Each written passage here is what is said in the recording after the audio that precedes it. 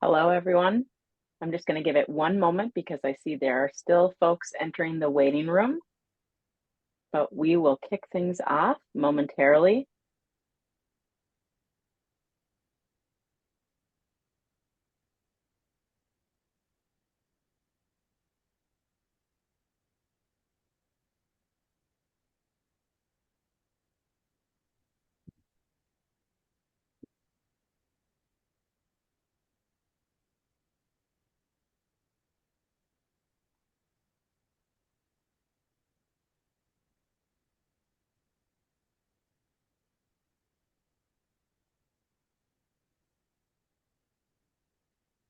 All right, I am going to go ahead and get started. Welcome, everyone. I'm Heidi Alexander, the director of the SJC Standing Committee on Lawyer Wellbeing, and I'm the one that you are sort of constantly bombarding you with emails about the program, probably over the course of the past few years. Thank you so much for joining us today. This is the first ever mentor training for the Massachusetts Attorney Mentoring Program. I do want to thank Kate Doolett, who's here, who has worked with the Standing Committee on Lawyer Wellbeing to really transform this initial mentoring program, which began in 2020, into a much more robust and structured endeavor that we know will continue to expand and really to serve numerous attorneys throughout the years. So again, thank you so much, everyone, for being here today, and thank you also to all of our fantastic speakers. And so now I have the pleasure of introducing the Chief Justice of the Massachusetts Supreme Judicial Court, Kimberly Budd, who will provide some remarks and a welcome to all of our mentors today. So Chief Justice Budd, over to you. Thanks, Heidi. Hi, everyone.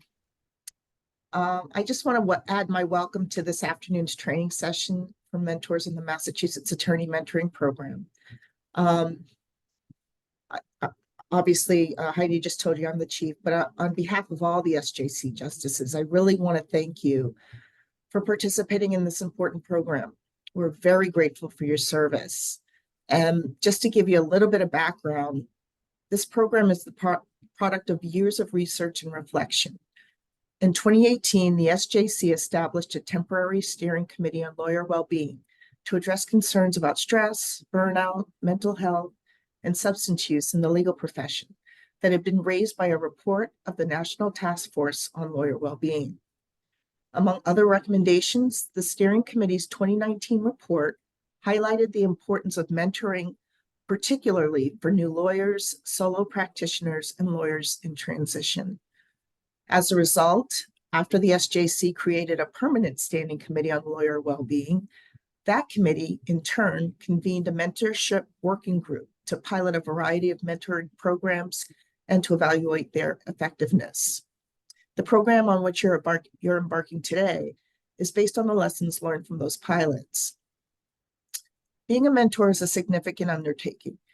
It takes time, it requires you to give of yourself, and it comes with responsibility.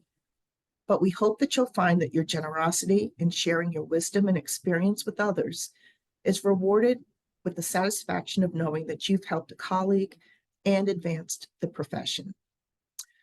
This training will get you started, but please know that you can reach out to Heidi or to any of the other people that you'll be hearing from this afternoon if you have questions.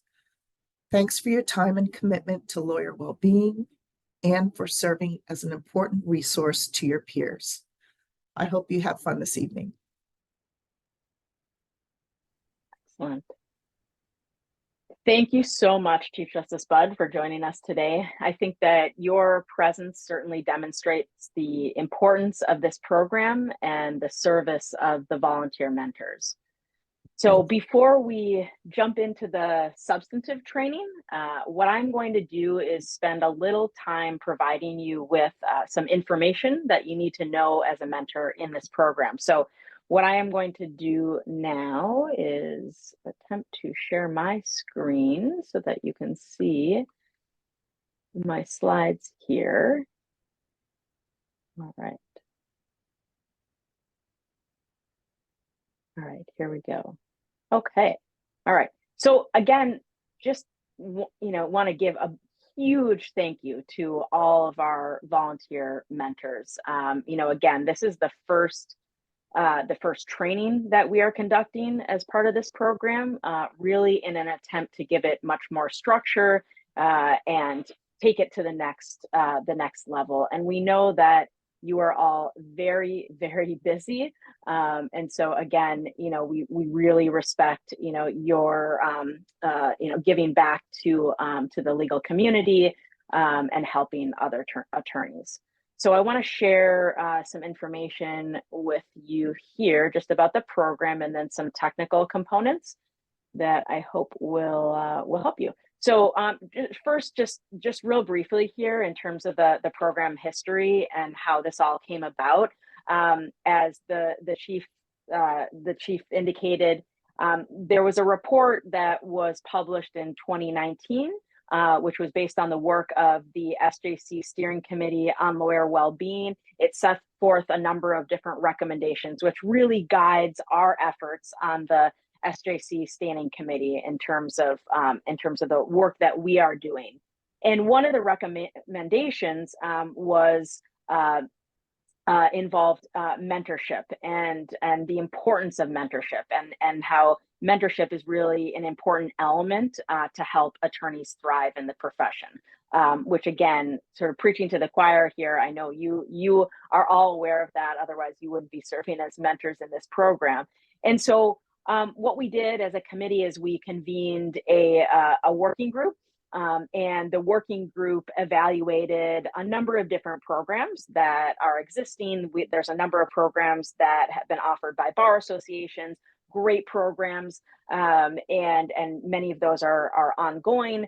And then we decided to actually pilot our own program and really try to identify who are the folks that are really in need and could benefit from a mentor. And so the focus really was on solo and small firm attorneys, first generation attorneys from historically underrepresented populations, attorneys in transition, and of course new attorneys. And that's sort of been our target all along.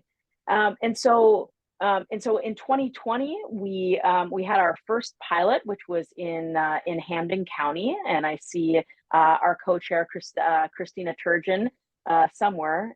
Can't find you on my screen. Who was instrumental in that pilot program, which we evaluated and was very successful. And some of you may have been involved in that program, and we certainly appreciate it. And so we took that program then. The next year, we added more mentors, and we ended up actually advertising it to many new lawyers, and we had a number of people participate. And then based on the evaluation of that program, we then added more mentees to the program. And over the course of the years, we've had almost 300 mentees express interest in this program, and we are working on additional ways to make sure that we get this program out to new lawyers, and again, those lawyers of the target populations.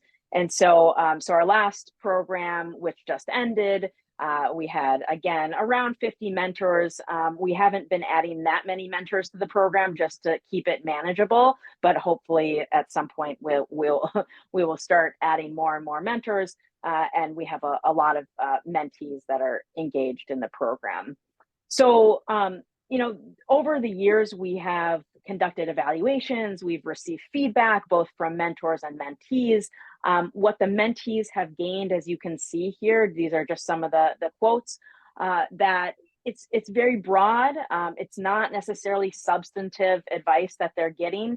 You can see, some of the examples are what it's like to be a lawyer in Massachusetts, how to network with other attorneys, how to set up a practice, just valuing the ability to be connected to someone and less isolated. And so we've gotten lots of great feedback over the years.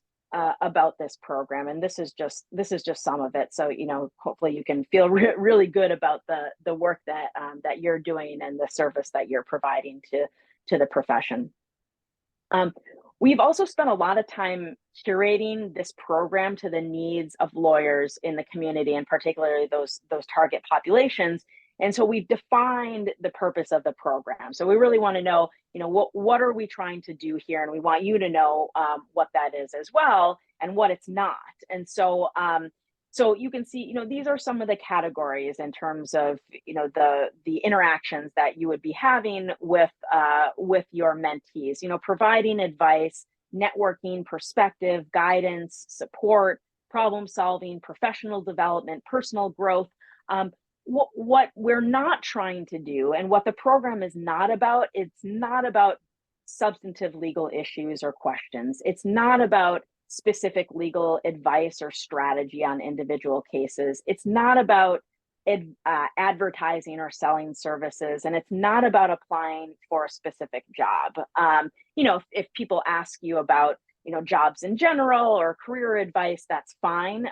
But the intention is not that they're seeking a job opportunity from you in particular. And so, if these things arise during the course of the program, and we have had these situations in the past, and you don't feel comfortable handling them, or maybe need some assistance, that's fine.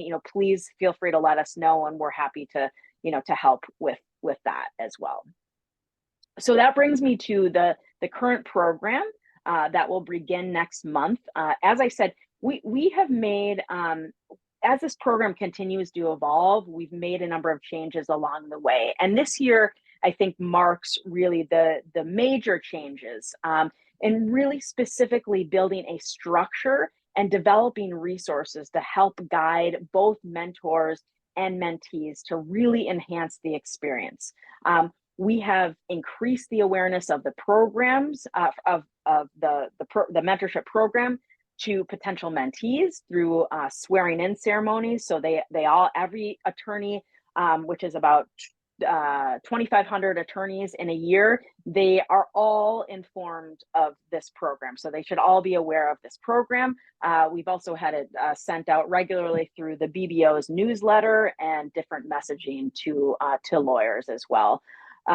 So this program will run for 9 months, and it will be rolling admission for the mentees.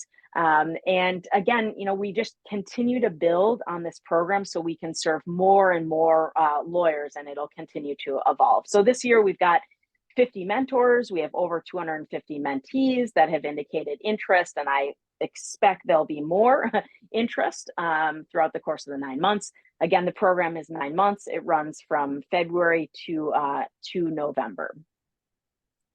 So there are two, as we have indicated in our emails to you, there are two different components of the program. So there's one component which we've now called Attorney Connect. And what Attorney Connect is, it's this self-matching system that enables mentees to have multiple mentors for single meetings. And for those of you who have been involved in the program in the past, that's the way this program has worked in the past. And it's a different type of program. We've called it micro mentoring, or it's a new type of mentoring. It's not that traditional one-to-one relationship over the course of a number of months. This really gives people the ability to benefit from different perspectives, network with folks, ask questions, and again, continue to expand their network. And so again, single sessions with multiple mentors. They're typically 1-hour meetings. There could be follow-up if you agree with the mentee. If sometimes mentees will say, can I call you if I need something, or email you if I need something, and that's a good way to end it as well. And now what we're doing is we're providing some resources to help you guide the mentees to set some short and long-term goals during those sessions. So that's the Attorney Connect program. And so for those of you who are on the call, and don't worry, we will reach out to you and let you know which program you're in. But these are all the mentors. If you see your name listed here, it means that you are in the Attorney Connect program. It means you are a mentor in the Attorney Connect program, which means you could be meeting with multiple mentors. Okay. Again, we will definitely send this out to you. I hopefully alphabetize this the right way. But if you find your name here, again, you're part of that Attorney Connect, which means that you could be meeting with multiple mentees. The max number of mentees you would meet with would be 6. Okay, so there is a maximum. Okay, we're not asking you to meet with 20 mentees over the course of 9 months. So 6 mentees max. They choose you. That's how the system works. So the other program, this is the program that we have added for the first time this year, and it's really based on the program evaluation and feedback from people who have been looking for a longer term, more in-depth mentorship relationship. And so this particular part of the program, what we're calling Mentor Connect, pairs mentees with a single mentor for 6 sessions, and the opportunity to have this deeper professional development and personal growth. And so what that means is that you would be having 6 meetings over the course of 9 months with a single person, a single mentee. And so the folks that will be mentors in this component are listed here. So there are less of you. And again, this is partially, this is experimental this year, and we will see how many people sign up and who chooses what program. But hopefully we'll have a number of mentees that are interested in both aspects. The mentees can participate in either or both. So a mentee could have a single mentor for the 6 sessions. They could also participate in the Attorney Connect and meet with multiple mentors. But for you, just to decrease the burden and make it a little bit easier, we've divided you into the program, so you don't have to serve in both of these different programs. So either you are in the Attorney Connect program and you're a mentor in the Attorney Connect program, or you're a mentor in the Mentor Connect program. And if I am totally confusing you, please feel free to let me know, but we will certainly follow up with you with emails. So just a note on the resources. So I did, in my email to you with the agenda for this meeting, I sent you a PDF with a number of different resources. And we've taken a lot of time and put a lot of thought into these resources. We've also pared them down. They were a lot longer, and there's a lot more that we can provide, but we also know how busy you are and didn't want to overload you. But the resources, what you're going to find in them is you're going to find a program overview. So basically what I just explained to you, but written down. You'll find that. You'll find some guidelines. And guidelines were one of the, that was some of the feedback that we got from mentors in the past. We need some guidelines. We'd like to have a little bit more structure, sort of understand what our responsibilities are. And so we've built that in for you. So you can kind of see, what should you be thinking about in terms of scheduling, in terms of preparation, in terms of the initial meetings, in terms of how to build a relationship. So that's all in there as well. We have some best practices, including, trust and empathy and growth mindset and being vulnerable. We also have a document on identity, and we're going to hear more about that from an entire panel today, in terms of thinking about continuous learning, asking questions, creating a safe and comfortable space, employing a strength-based approach, and having being honest and compassionate and really curious in your sessions with the mentees.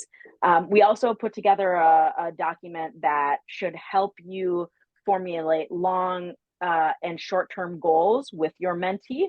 And then also a document on communication skills and best practices. And so some of those active listening skills, sample questions you can ask, probing questions, and then how to deliver and receive feedback with some examples there.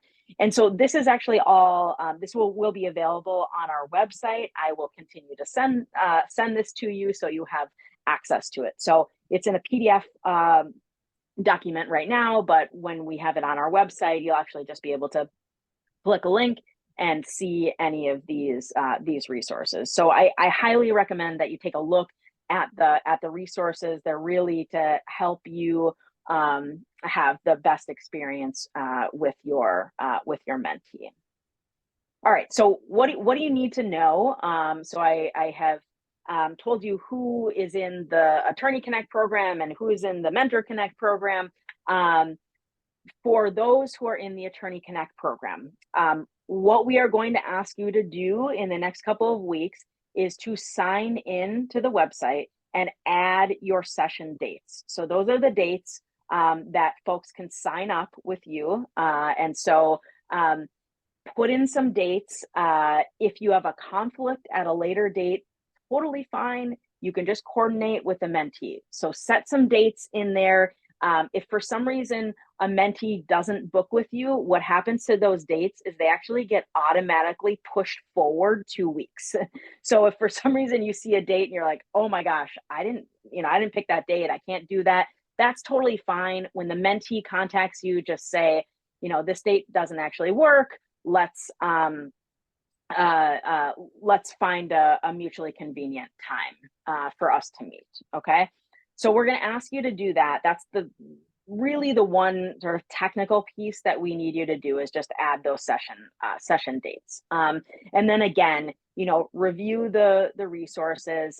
It is the mentee's responsibility to make the initial contact. So that is not on you. Once they book with you, they get information about how to make the contacts, and there's actually sample template emails that they can use that are in the system that just spit right out to you. So you should be hearing from them. Oh, and the other thing that I do want to say is that before I go to the next slide, the booking, so the mentees are able to start booking sessions on February 9th, which just means we need you to add your session dates by then. So you'll get some emails from me asking you to do that. The sessions do not begin until February 19th. Okay, so that's when people would start meeting with you. It will be February 19th. So if you are in the other program, the Mentor Connect program, and that again is that longer term relationship, right? You do not need to do anything. You do not need to go into the system, set any dates, anything like that. And I'm sorry, I'm not making any any changes at this point.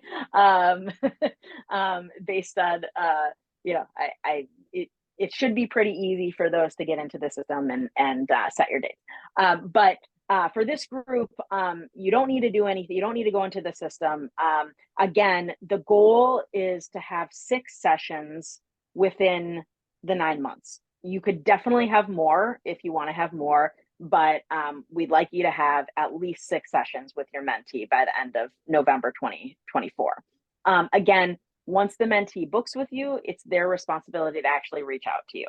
And then you can actually sign in to the system at any point, and we'll send you this. You can sign into the system at any point and see who has booked with you. So regardless of what program you're in, but again, the mentee is the one who's supposed to make the first contact. Okay. All right. Okay. So that brings me to the end of my piece. If you have questions at any point, please feel free to reach out. We are here to support what you're doing. We have spent a lot of time planning for this training to really tailor it to this program and our target mentees, and really to help best support you. And so, again, we really appreciate you being here. I know it's always difficult, especially when I hate to require anything or make anything mandatory. I know it's really tough. And so again, just really appreciate your time and your willingness to participate in this program, because I really think that over time it's going to continue to grow and it's going to continue to really be a benefit to so many lawyers. So thank you, thank you, thank you. If you have questions throughout the program, feel free to drop them in the chat. We'll get those to panelists. I'm happy to answer those as well. But what I am going to do at this point is I'm going to stop sharing my screen, and I am going to introduce our first panel of speakers. And our first panel will be focused on best practices for mentoring. And we will be hearing from Mala Rafiq, who is an attorney at Rosenfeld and Rafiq, who is also the co-chair of the SJC Standing Committee on Lawyer Wellbeing, and also Mark Moshe, who is at Kasrosian and Costello, who has been on the SJC Standing Committee as a member since its inception, I believe. Yes, that's right. Who is actually outgoing and a member, and we will miss him, but I know he's not going very far. So, or we're not going to let him.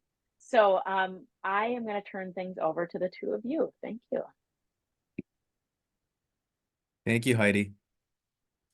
Thanks, Heidi, and thank you everyone for being here. I recognized a lot of you on the list, and we're so glad that you've decided to be here. And obviously, you know, I'll let Mark kick it off a bit because we did actually plan what we were going to say for the most part. But I also wanted to say that we're not going to tell you to be empathetic and to be good listeners. You wouldn't be here if you didn't care about the bar and the people in the bar and wanting to help your fellow lawyers. So thank you so much for giving of your time to do that. So incredibly important, and also one of the most rewarding things I've done in my career. Go for it, Mark. Thanks, Mala. So yeah, our plan was to not plan, which is always the best plan. But I just want to quickly introduce myself. My name is Mark Moshe. I'm an attorney at a firm called Kasrosian Costello up in Haverhill. I have been in practice 12 years, which seems crazy to say. My firm is kind of a little boutique general civil lit shop. My practice consists of mainly family law cases, but I also handle plaintiff side personal injury and some civil rights cases. My experience with mentoring really kind of took off the last couple of years in connection with the SJC Standing Committee. I also was part of a program at Mass School of Law that former Justice Margot Botsford kind of spearheaded. So through that, I have had a handful of law student mentees, and I've had a couple lawyer mentees through this program, actually. So my contribution to this discussion will kind of draw on those experiences and what's worked for me. May not work for everyone else, but I guess all I can really speak to is what worked for me. So that's what I'll be doing. So same here, same as Mark. Although I've been a mentor in various different capacities through the BBA, through group mentoring, individual mentoring. And I think what we'd like to talk about, oh, and by the way, I'm Mala Rafiq. I'm co-chair of the Lawyer Wellbeing Committee, and I run a small firm in Boston doing healthcare and disability. So I think what we wanted to talk about is a little bit of what's worked for us. And Mark, if it's okay with you, I'll kick it off and then turn it over to you to add to it. So that first meeting, you know, you've got this mentor set up. One of the things that has always worked for me is, or where I've always started, is understanding where they're coming from, who this person is. I think Mark and I have both been incredibly fortunate to be in firms where we've had access to people who have been practicing law for a long time and cared about us. And so they were willing to share of their time and teach us how to be lawyers. Many, many, many people that I've mentored do not have that. They either have difficult work environments, or they're solos. They have no one to talk to, or they have no one that they trust to talk to. So trying to figure out where they're coming from and what they're looking for, I think is probably the most important thing you can do at the outset. And and letting them know without judgment that you are able to provide them with whatever advice that they might need within certain boundaries. You know, Sean will talk a little bit later about some of the things that you can't do, that we can't do as lawyers, but LCL can do, or you know, a therapist might be needed for. But there are various ways that mentors can help, from reviewing documents, for being just an ear to speak, to talk to bounce things off of, to talk about how you might deal with a difficult situation at work. But knowing where they're coming from and what they need right at the outset is incredibly important. And if you're in the mentor program, establishing a roadmap of what they might need over the course of those 6 meetings is important to maybe do at that initial meeting. What do you think, Mark? Definitely, definitely. Establishing the roadmap, setting expectations, not only on the mentee's side, but expectations that you're going to live up to. As you know, when you're carrying your part of the mentor-mentee relationship. For me, my relationships kind of varied with my mentees, but for the most part, I kind of took an informal approach. Especially with my law student mentees, they had so much on their plate and so much stress. I didn't really feel comfortable putting a ton of new deadlines on their plate, or giving them assignments or things like that, or even making them feel like they had to check in with me. You know, my message to them was, I'm here if and when you need me. And if you don't need me, that's fine. If I hear from you weekly, that's great. If you have one problem per year, and that's the one time I hear from you that year, as long as that's okay with you, mentee, that's okay with me. And you know, I didn't want them to feel like they could only talk to me when they had a problem or when they had an issue. I didn't want them to feel like every conversation we had was going to be like this groundbreaking, intense conversation. I wanted to let them know, listen, if you want to just update me with things that are going on in your life or in your practice or in your school year, that's fine. And that's actually really, I think, helpful for a mentor as well, because that informs you as to what's going on in their life, and that helps you get to know the mentee's journey. And you know, like Mala said, I'm extremely lucky. I was born into a family of lawyers, so I had legal mentees before I even started practicing. And then when I started practicing, I worked for my mom. So if I have questions, I have someone who I know I can go to with those questions. But a lot of people don't have that luxury. They may be the first people in their family to go to college, or the first people in their family to go to law school. They can't bounce these things off that. So I just felt it was important for me to know their journey, so I wouldn't look at their problems through the lens of a kid or a person who's lucky enough to have the, you know, life journey that I had. So that was kind of my approach. So my approach is a lot like Mark's in terms of the informality. I think that I've had mentors over the course of my career that have liked more formal mentor programs, where they've liked to know, I'm going to talk to you at X time on X date for X amount of time. And they want to know what we're going to talk about, and they want to prepare. And that, if you're in the mentor assist program, that is a great way to do it. Some people just like it. Almost everybody else that I've mentored, though, has been like Mark. You know, we'll meet over coffee, we'll go for a walk. It's been informal. Getting out of the office and even getting off of Zoom has been really, really helpful. So asking your mentor how they want to meet, in what format they want to meet, is always a great way to start too. Some people just have really liked walks, and they've really opened up more with walks, and talked about really what's going on. A lot of people that I've talked to have faced various forms of discrimination, is a hard word, but, you know, just challenges in the workplace, challenges with bosses, how to have a difficult conversation with a boss, how to have a difficult conversation with another attorney who's being incivil. So those kinds of conversations are sometimes easier to have out of the workplace. And in those situations, you know, we're going to talk a little bit about challenges. You may just be a sounding board. just someone to listen to them and tell them that they aren't losing their minds and what they're going through is something that you've experienced. And I think this is something both Mark and I wanted to make very clear that has worked for us to you, is to share the challenges you've had in your career. So I've been really, really open with my mentors about the various challenges I've had. I've been open about the fact that I have anxiety. And then I'm incredibly type A, and I have had, challenges about how I've been treated as a woman or a woman of color. And, just finding some ways to identify with your mentors, but being willing to open yourself up a little bit and being willing to share some of the mistakes you've made, especially as you practice law, is a great way to just establish some trust and some connection. Mark? I really like the idea of the walk and talk.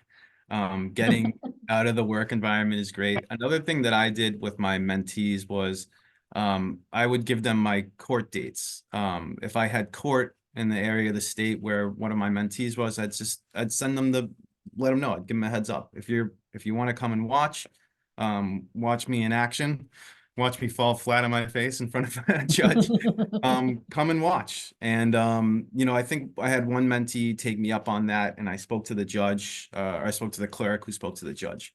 And the judge was nice enough to speak to the mentee and kind of give an idea of what goes on. This was a law student mentee who was looking to go into the practice of family law.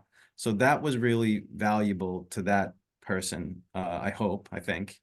But yeah, I mean, getting out of the Zoom routine, or even the regular in-person standard meeting routine, I think it's helpful. And I really like what Mala said about honesty. I think honesty resonates no matter what you're doing. If you're arguing to a jury, if you're arguing a point to a judge, or if you're just giving advice to your mentee, if you're not honest, I think that's going to come through. And I think maybe they're not really going to get the most out of what you're telling them. And they're going to be able to know, I think. So that's why it's so important to find your own style. If you feel comfortable having an informal approach to this, like Mala and I do, great. If that's not your style, then do what works best for you. But I like what Mala said about honesty a lot. I kind of forgot where I was going with that. Mala also, one more thing really quickly, was she mentioned developing trust. And we were talking about this yesterday, and she said something great. And that was, you can't just say, trust me. Trust is developed through action. So I think that's something to keep in mind when we're talking to our mentees and interacting with them, is you really need to kind of put your money where your mouth is. Don't just say what you're doing, do what you say you're going to do. Mm-hmm. So you said something really smart yesterday too, when we were preparing, which is the success of the mentor-mentee relationship is in establishing that connection and that relationship. And just to reiterate what we've been saying, the only way to do that is through the trust, the honesty, the sharing of your own experiences, meeting them where they are and where they want to be. But all that being said, there are boundaries. Like, you need to establish boundaries as well. So I think Heidi mentioned during her program, you're not here to help them find a job, for instance. I mean, if you establish a long-term relationship and you may know someone at a place that they're interviewing at, that's a different thing. But your 1 hour session or your 6 sessions aren't, the goal isn't to help them find a job for the most part. I mean, some of us have done that over time. So there may be various boundaries you want to establish. And Mark had talked yesterday about a good one that he had experienced in his time being a mentor. Yeah, so I was pretty open with my mentees.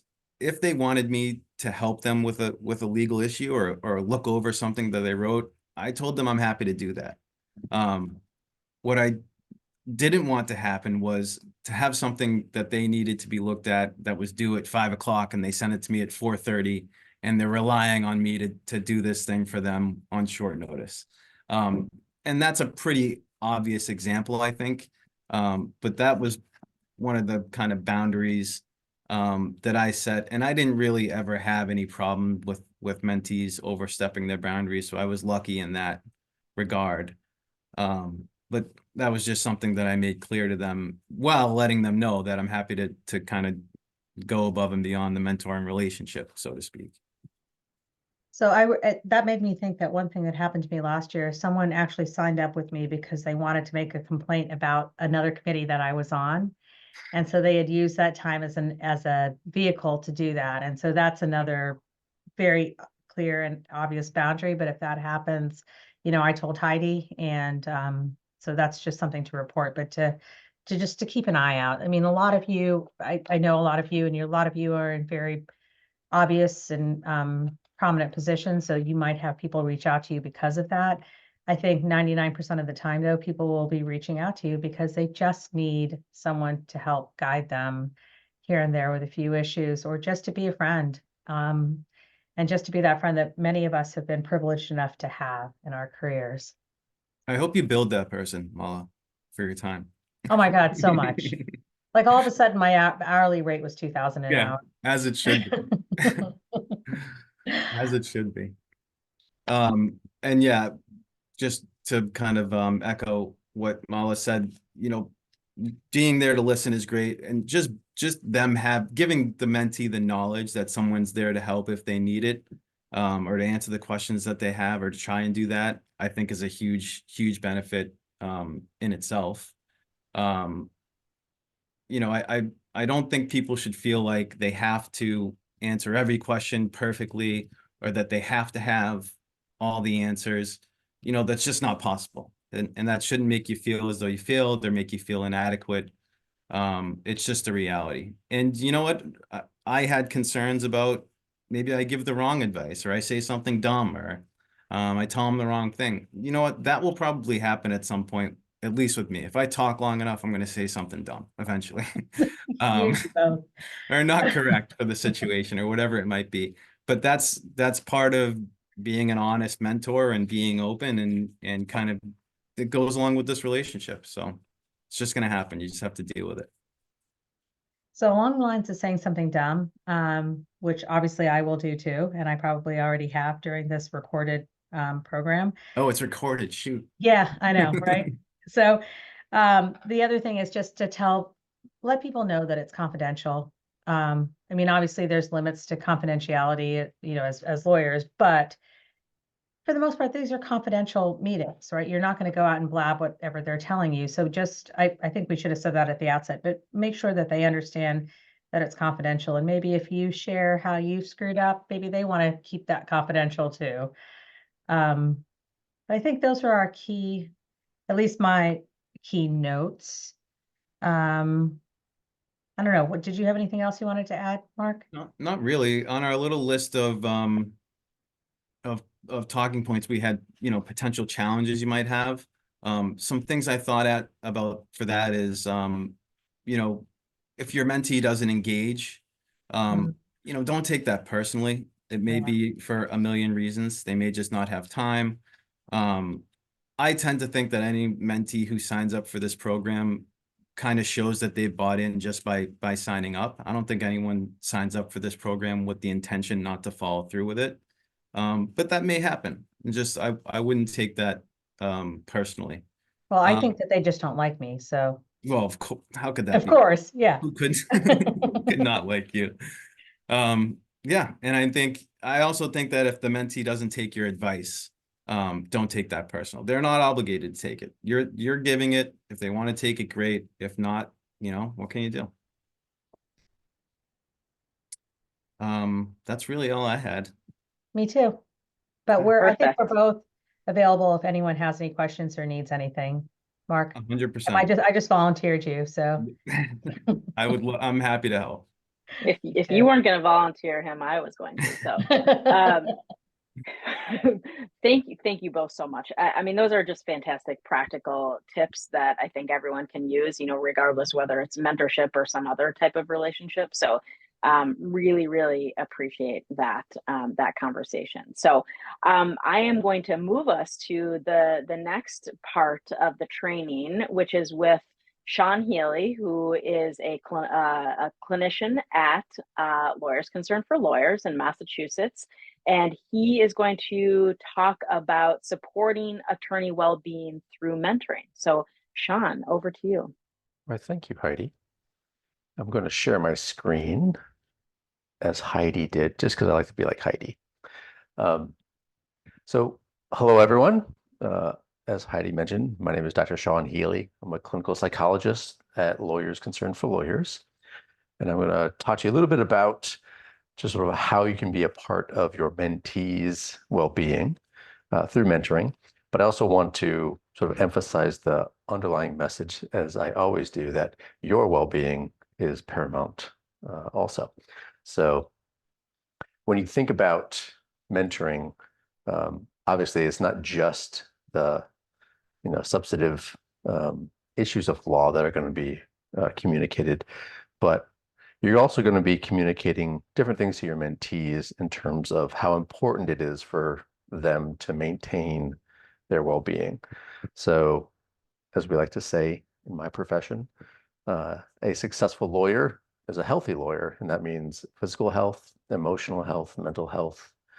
And so in terms of thinking about the impact that you can make in the lives of your mentees, I would encourage you to both hold two ideas that might be contradictory, but hold two ideas. One is you can have a big impact on your mentees, both by what you say and what you do, in the same way that, just to echo what Mark and Mala have already said, right? So you can be that role model. The other thing to hold on to is that you're not responsible for how your mentee handles what it is that you tell them. So basically, it's important to recognize that you can be a support for them without taking responsibility for their own mental health or mental well-being. As I mentioned, one of the things that I often tell anyone who's listening to me is that your own mental health is really important. So if you haven't heard it before, take care of yourself. Prioritize your own mental health, prioritize your own well-being. When you think about sort of being that authentic mentor, like showing you're vulnerable, showing yourself as a real person to your mentees, that's really helpful to be able to show them both your strengths and your weaknesses, like how you have learned and grown throughout your career, and also what you do to take care of yourself, what is helpful to you, right? So taking care of yourself, I'm sure if you've heard this message in any form, you probably come across the metaphor of the flight attendant telling you to put your own air mask on before helping somebody else. I will not use that metaphor. I won't even mention that metaphor because it's used too much. So strike that from the record. But when we hear that metaphor, oftentimes we just think that that metaphor means you can't be helpful to somebody else unless you're taking care of yourself. Because if you don't put your mask on first, you're going to pass out and therefore be unavailable. So that is true, right? So taking care of yourself enables you to help others, but it also is a way that you help others. So it's how you help others. Just that role modeling. I've talked to many people who say, like, I heard this message from, my supervisor, my manager, my mentor. So they told me one thing, but I also observed them doing something else, right? So if you're a mentor and you say it's really important to take care of yourself and set boundaries, but you yourself don't demonstrate those boundaries, your mentee is going to put more weight in what you do than what you say. This is true of all of us. So, for example, if you're the supervisor and you're burning the midnight oil, but you're trying to encourage your employees to have good boundaries and go home and not work 24/7, but you're working 24/7, if they like you, they're probably going to emulate you. So it's important to sort of take care of yourself, have good practices for yourself so that you can just model that for others, in addition to telling them that it's good for them. Really briefly, just want to put some things on your radar if you're not aware of them. It is very common for lawyers to be experiencing different areas of stress, and it comes out in different ways. So research, lots of surveys recently have sort of backed up what we've known as helping professionals for a long time. One is that substance use is pretty high among lawyers, significantly higher than the general population. Depression, anxiety are pretty high, burnout is high, right? So again, not that you're necessarily going to see these things right in front of you, but just to keep these in the back of your mind. If you see your mentors, your mentees struggling, it's good to be aware that some of these things could be going on. So I mentioned burnout, disorganization, just like having trouble keeping things organized, keeping things all together. Avoidance and procrastination are pretty common, and also inadequate boundaries. So if and when you see these things come up, it's helpful to, one, be able to recognize them. Again, you're not responsible for sort of solving these issues, but if you're able to recognize them, if they're presenting, then you have options for what to do next. I am encouraged, as you've heard from others already, I'm encouraged by the fact that just the fact that you're willing to be a mentor and you have people signing up to be your mentees, that in and of itself is a crucial area of support. That relationship is going to be very helpful in your mentees' professional life, but also their personal life and their personal well-being. So that provides that connection, that trust that you can build, that relationship can provide that emotional support. To Mark's example, that just knowing that your mentor is available to you, that in and of itself is an area of support. And then when you actually engage with your mentor, when your mentee engages with you, that's an additional level. Right? So letting your mentee know that you're available and also being available is very helpful. As I mentioned, it can act as a vehicle for positive role modeling, right? The more that your mentee can see you and have you as an example for like how to handle disappointments, how to handle challenges, how to take care of yourself, that is going to be more important than just that mentee hearing about the importance of such things. It's also, hopefully, it's more comfortable for your mentee to be talking to you about struggles. Obviously, if they're engaging with you as a mentor, they are acknowledging that you have something that they don't have, and they're wanting to benefit from that. That doesn't necessarily mean that they're going to open up about everything. But if they do, if they open up about more than just what they came to you originally for, you might be that entry point. You might be a more comfortable entry point to sort of talking about things, other struggles that they don't know how to manage, whether that be, their emotional health, how to handle, difficult clients, conflict resolution, boundaries, things like that. And hopefully, in my mind, that relationship can help that mentee open up. Again, as you've already heard before, you don't have to have answers for everything that the mentee brings up, right? So I want to just encourage you to see your position as a mentor as a unique position, that you might be invited into seeing more vulnerabilities in your mentee based on that trust. And then you can also have that opportunity to offer help. Offering help is different than solving the problem. And so some things that are helpful in helping, some tips for helping.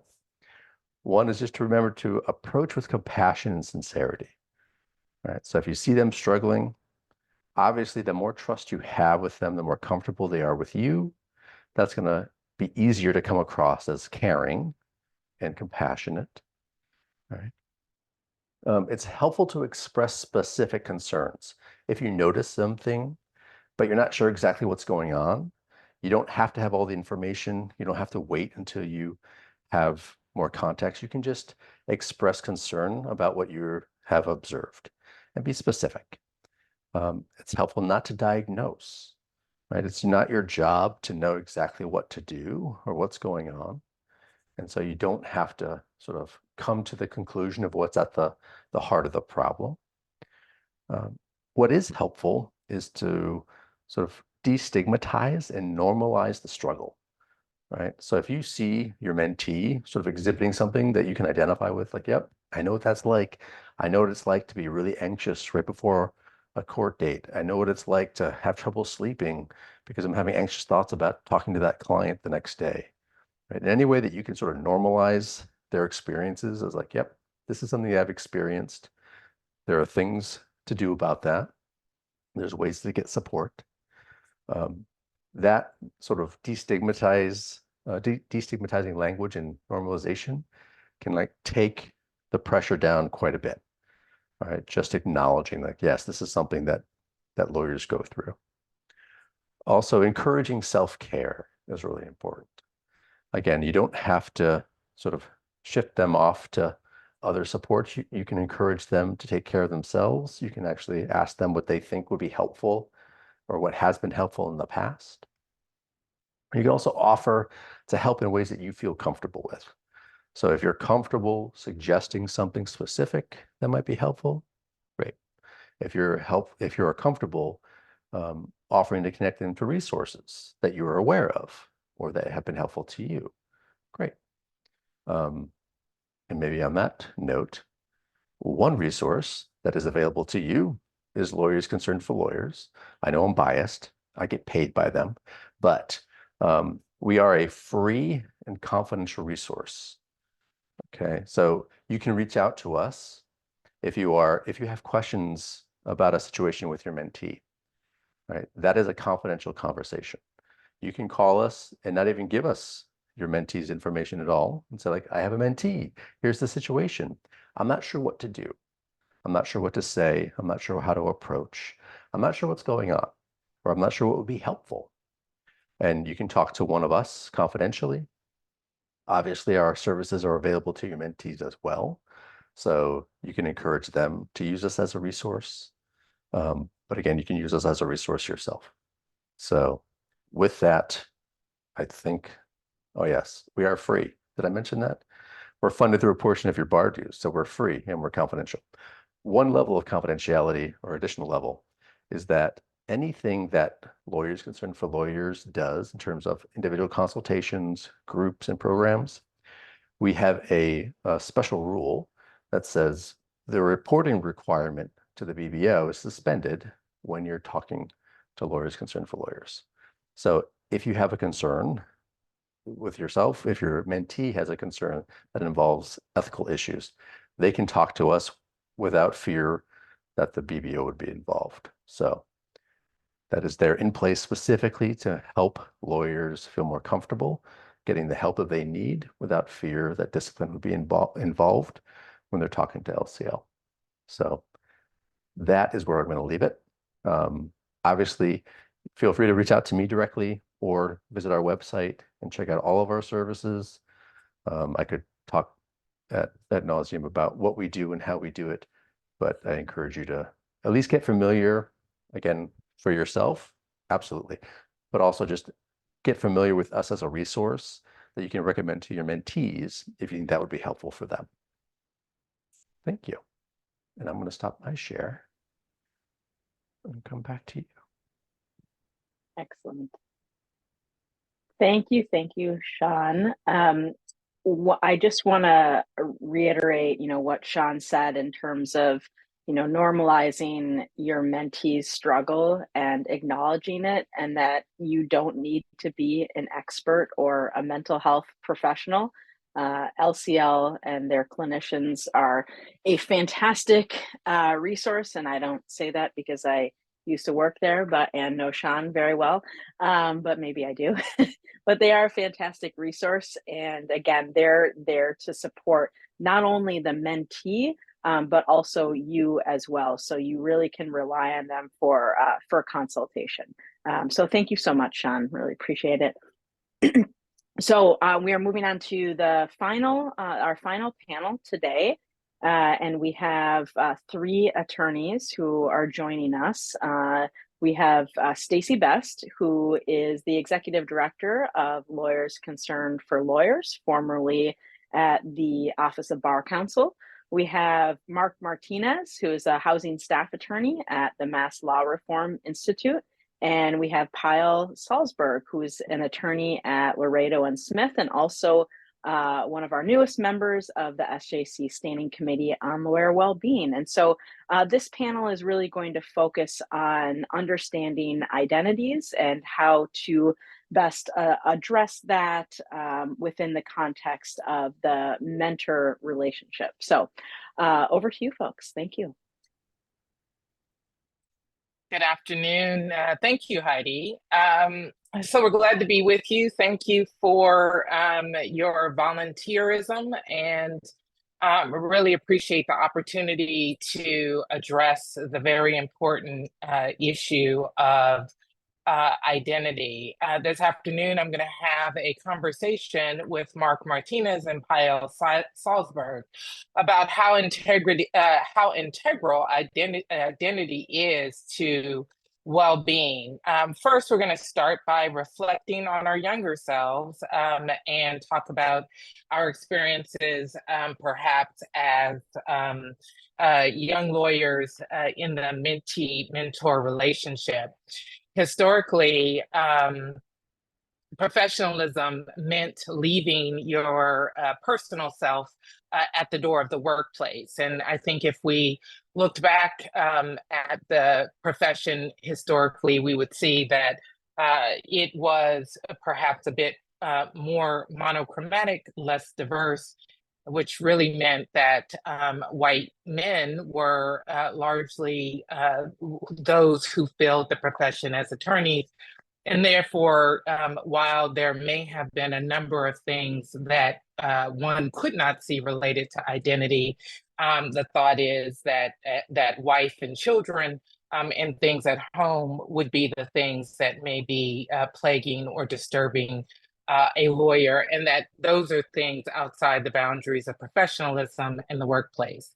But as the profession has grown in diversity, many of the things that have brought us, the people of color and people who have different identities into the profession, have been the very subject of the work that many of us do. And therefore, it is harder to separate our identity from the work that we do as lawyers, and becomes very relevant. And being seen and known and understood is something that we as human beings all want and need for our personal well-being as humans, but also in order to thrive in our professional lives.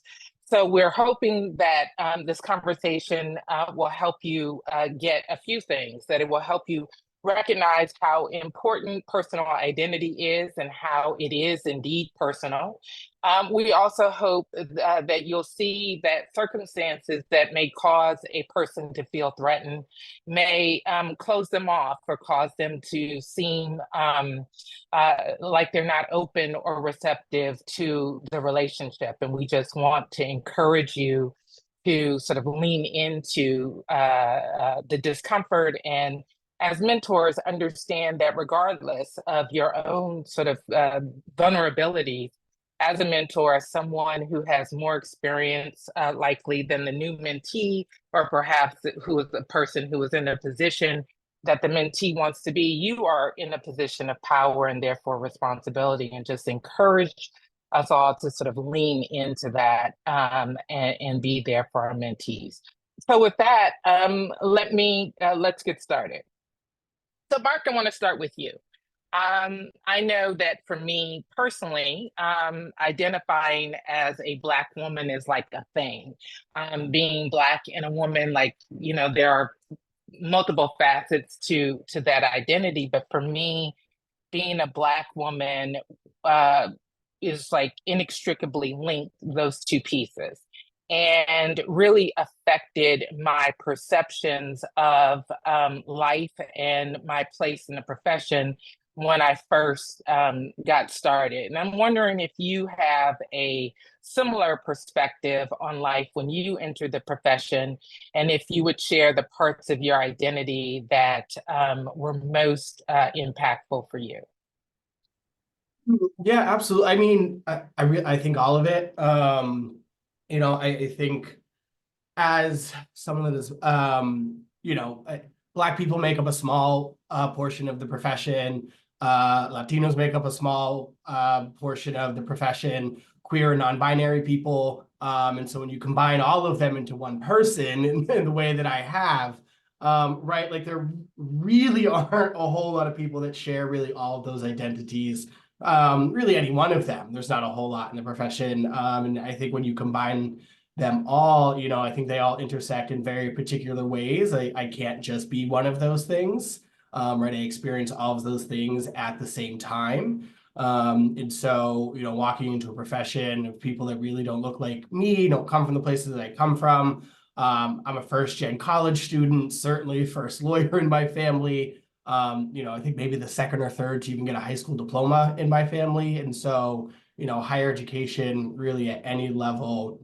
And so, you know, those are the ones, like I said, it's all of it. All of those things intersect in really interesting, fantastic, and hard ways at times, being in this profession. And so when I was looking for mentors, stepping into this profession, holding all of those identities, it created a lot of barriers to finding someone that I felt could understand me and really guide me through my career and through the, you know, at least the beginning stages of my job. Payal, to sort of piggyback on Mark's point that, you know, sort of being the first and coming from these spaces and places where, you know, there's your minuscule part of the population. Again, I sort of grew up in the 70s and, you know, growing up here in the United States in California, you know, life was black and white. So largely like, you know, directly after the civil rights movement, affirmative action, you know, data was sort of really collected in Black folks and white folks. I happen to know that you immigrated to the United States, and I also, both in your lovely visage and our interactions, know you're a few years younger than me. So I'm wondering how you have seen the world coming in as an attorney. For me, what that meant was sort of coming from a world of Black and white and discrimination. I felt limitations on who I could choose or who would naturally accept me as a mentor. I wonder if you have had any similar experience or how your identity has impacted who you naturally or who you saw as someone to be available as a mentor and how you dealt with that. So for me, it was a long journey from feeling the imposter syndrome, you know, whether I was hired at a big law firm because of the way I looked, to now in the last few years coming into myself and realizing that, and I say this in a tongue-in-cheek way, I have an inner white man that needs to come out every so often, right? So that journey was a big learning journey for myself. And like you said, I grew up in India. And I moved here when I was 17 by myself and kind of had to kind of figure out life on my own without the mentorship of my parents or the mentorship of my family being there behind me. So I think for me, it was overcoming that imposter syndrome based not on necessarily on what I look like, my visible identity, but also my invisible identity, or at least, you know, identity that is not apparent to people without them talking to me, and my life experiences, my beliefs. That was a journey, and finding that not the people who were available to me for mentors didn't always look like me. That was difficult. But then part of learning myself and learning my identity was also there were others who were immigrants that maybe didn't look like me. And so I could talk to them about my immigrant experience. There were others who were not supported by, I mean, for one reason or the other, did not have their family support, whether there was a first, you know, lawyer in the family, whether they were married when they went to law school, whether, you know, they had to make life choices based on their life situation. Those connections were not as apparent to me the more junior I was in my career, and the more I started talking to people around me, and I found that these commonalities existed beyond what I could see. it was very important for my personal growth. Mark, I'd like to come back to you and something you said earlier about sort of being the first college and even first couple of high school, diploma earners. I know for me that, and I was first generation college and first generation grad school. There were just so many things that I did not know as a professional. And so that, as Payal said, my family, even though they were physically present and around, didn't have the capacity to help shape me and refine me in that way. I'm wondering, especially given the various facets of your identity, how you found that in the profession, if you did, and talk a little bit about how that developed for you. Yeah, definitely. I mean, it was a shock to me when I got to law school and realized how many of my classmates had like parents or aunts or uncles or just like family friends that were lawyers. Or like I did not meet a lawyer right until maybe in college. I think I had a professor that was a lawyer, right? But like I did not have any personal relationships with attorneys to really walk me through any of the steps or any of the processes. And so it felt like a lot of my classmates, and then when I started in the profession, a lot of people just had access to this language that I had no idea about. And it felt really isolating. I remember friends applying to bar admission to different states, and some of these states requiring you to have 4 or 5 lawyer references, but they couldn't have been law school professors. And I'm like, who knows 4 or 5 lawyers that are not their law school professors? I certainly didn't. Luckily, I didn't have to deal with that in Massachusetts, but it really, like I said, it becomes this, like I said, this language that you don't have access to, this kind of culture that you don't have access to. The legal profession really is, I think it's treated kind of like a fraternity, and I don't mean that in like the raucous like party way necessarily, right? But it is this like long lineage of people that have entered this profession that you're supposed to feel, I think some type of like fealty to or allegiance to. But right, like that fraternity was created when people that looked like me, people that looked like us, were not allowed in. And so, I think it was really challenging. I'm proud to be a lawyer. I'm very happy that I have my law degree and the work that I get to do, but it seems like there was this like reverence for the profession from people that have been surrounded by it.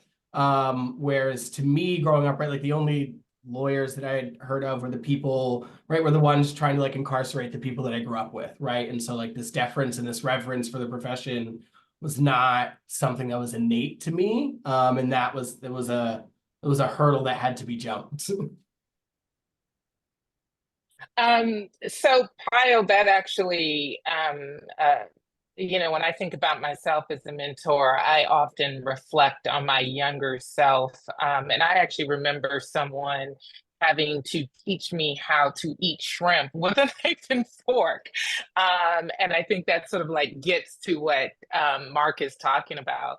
Like, so how do you approach, or if you've had to deal with, and Mark, you can jump back in on this piece too, like, how do you approach, like, when you see someone struggling with the social aspects of the expectations of professionalism? Like, I didn't even know, a white blouse and a dark blue suit or whatever was like the uniform. I'm showing up with my florals and, thinking I'm doing something, and then realizing like, oh, like that's not, I'm saying I'm a maverick and I don't even know it. How do you deal with that? So I took 2 of those classes where, which fork do you start with? Which fork do you end with? Never eat a cherry tomato on an interview lunch, because whatever you try to do, it's going to burst out of your mouth. Right? I still to this day don't eat cherry tomatoes in a client interview meeting. So how do you act? Like, the one big thing is, do not embarrass the person right there, right? So if you're in a setting where you could see somebody is struggling with it, whether it's, it's the drink on the right side or the bread on the other side, I find that deflecting the attention towards myself is easy. So I can say, oh, I forgot this was D and this was B. And so now I know which side it is, to, you know, which side my drink of water is. So I find that at least for myself, deflecting the attention towards myself so I can have a teaching moment without making that person feel embarrassed in the moment is a good way to deflect it. And then after, if I don't have the opportunity, maybe after that event is over, I can reach out to that person or cozy up to that person at, you know, with a glass of water or a drink, and then say, you know, hey, you know, I saw you doing this. I struggled with it myself, and can bring out what makes you empathize with them. If that has happened to you, then let them know they're not alone in this experience, and they needn't have known how to do this all their lives, because I learned it, Mark learned it, you've learned it, Stacy. So everybody has to learn their way. Not everybody comes up into this profession knowing all these things by default. So I think deflection and then having a conversation after is very helpful. And yeah, go ahead, Mark. Oh, I would just quickly say, yeah, I think that last point is really important, right? Letting people know that like it is not a moral failing that you didn't know these things, right? Like this is a private club that like a lot of us were not allowed into for a very long time. And so, you know, not understanding the norms is totally fine. And the other thing that I'll say is like, and I want to throw the caveat, like, right, I don't work in a firm setting, and I knew from law school that like I was never going to work in a firm setting. Like I knew that was not going to be for me. And so I think I've had a lot more freedom / just kind of who I am to kind of just like challenge those norms and be like, why? Like, why do like, no, I'm not going to wear a gray suit and a white shirt to court every day. And that's no shade to anybody that does that. That's just not who I am. And that's not how, right? Someone else earlier was talking about like being honest, and part of, right, it's not just honest in what you say, it's honest in showing up as who you are.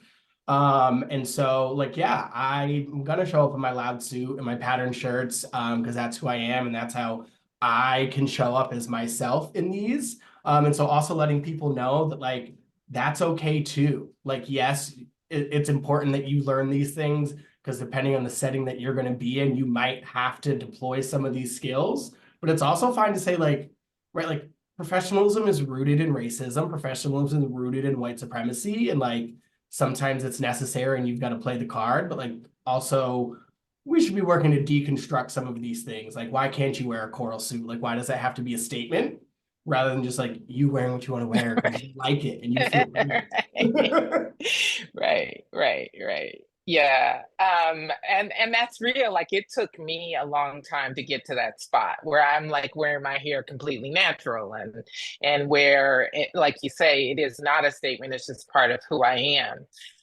Can you talk, we just got another couple of minutes here, both Mark and Payal, talk about, if you can, about ways that are effective or were effective in breaking down barriers for you. Like, so, you know, there's maybe a sense of discomfort or power, you know, dealing with an older lawyer who doesn't look like you, or an experienced lawyer who doesn't look like you. What helped you to feel comfortable and sort of get to the point where you could open up yourself to that person? Mark, I mean, I think the big thing is just, right, like someone validating my experience, right? When I come with a complaint and say this really frustrating thing happened to me today, you know, that I believe was related to some identity that I hold, you know, I think a lot of times there's this, again, this deference to the profession where people want to make it so like, no, that's not what's happening, because that's not what should be happening in the profession and what we do. But it is, and it does, and it happens.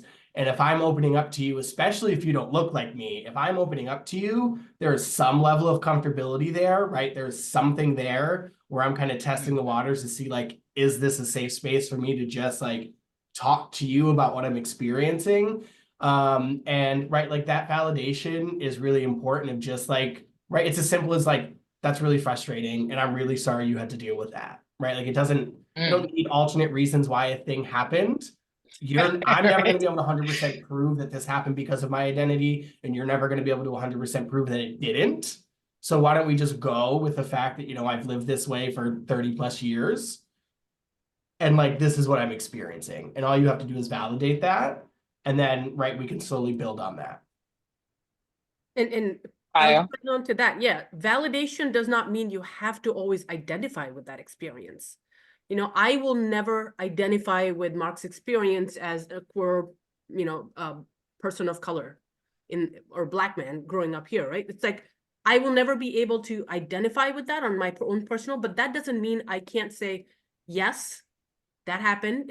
It sucks, right? Sometimes all they want to hear is, it sucks. They're not coming to you to fix the problem. Because I mean, there's no way I myself or Mark or Stacy, you can fix that problem. But sometimes just saying, yes, I get it, it sucks, and then just validating that and saying it's tough to be it, and then be there. What would you like for me to do? Do you want me to help you figure Sure. this out? Do you want me to just be the sounding board and be the person that you want to vent to? Take that lead from the mentee. What do you want me to do for you? And how do I, Yes. get you through this? Yes. Yes, I think that last piece is very important, sort of as you validate, be able to then say, and I'm here to, how would you like me to help you? I'm here to help take that next step so that to move beyond and past that so that you can grow and continue in your career. Like it doesn't have to be a place where we get stuck. I think that's really all we have time for according to the agenda.